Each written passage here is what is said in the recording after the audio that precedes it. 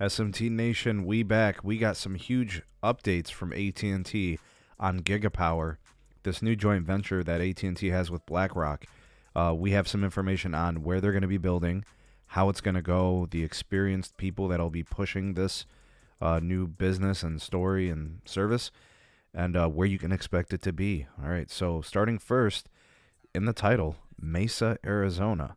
All right, this is a bit of a callback to several weeks ago when we covered a story where AT&T was starting to dabble and experiment and look into new markets. And I think all of this is in some way, shape, or form connected. New markets outside of their traditional territory and footprint, and now with the joint venture, will probably help facilitate those endeavors. All right, so you got this new service called Gigapower. This is going to be a wholesale fiber optic network where AT&T is, part owner in this.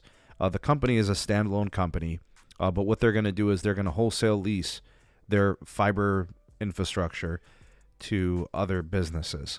And whether they resell it or they use it as infrastructure themselves for facilities, network operations, or whatever, they're going to be doing that moving forward. There actually is a disclosure here from Corning, which is a fiber manufacturer. And they're going to be building a dedicated factory in Gilbert, Arizona, where they're going to manufacture optical cable. This goes to show you how important this investment was.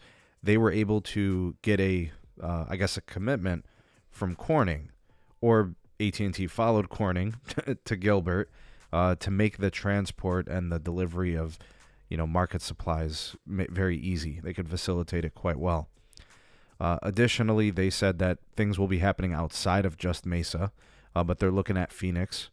Okay, so Arizona, you're looking at growing markets. You're looking at metropolitan areas where I'm guessing there aren't that many ILECs, and the infrastructure can be utilized, and there's demand for it, and it ensures the success of AT&T and the whole Gigapower investment. All right, so this is going to be a very interesting open access fiber platform. You got Mesa, you got Phoenix, probably some other markets as well in the region. Expect them to go outside of the state as well, especially if things start to get pretty successful. They've got an experienced person by the name of Bill Hogg, who's been with the company, I guess, in a previous capacity, 20 years at AT&T before retiring in 2018. They brought him back. All right, so he'll be, operating this business. And it says here that the focus is going to be building outside of their native footprint. And of course, they can then not just leverage it in the form of like Gigapower as a business, but then they can also, it'll make selling their wireless and mobile services a lot easier, bundling it, giving them some penetration there. I also think it allows them to find success with infrastructure access for their tower sites. As they build out, more capacity is required. They need higher capacity fiber optic circuits to their towers. They're going to start looking at more and more spectrum getting on air. All right, you look at 5G plus and that network build, they need it, right? So this is going to be a double, triple, quadruple dip for AT&T. Revenue streams, ownership, infrastructure, wireless sales, it's all built into all of this.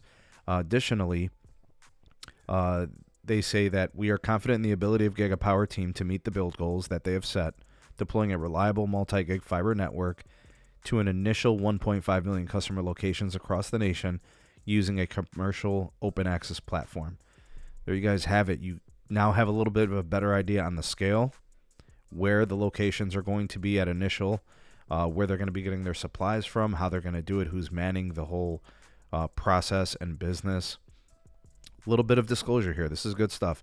We know more now than we did before, and I like what I see, and I like what I hear. I know that some stories are kind of coming out. They're trying to downplay this investment. They're trying to downplay this whole Gigapower thing. I don't see it as a downplay. I see it as very big for AT&T.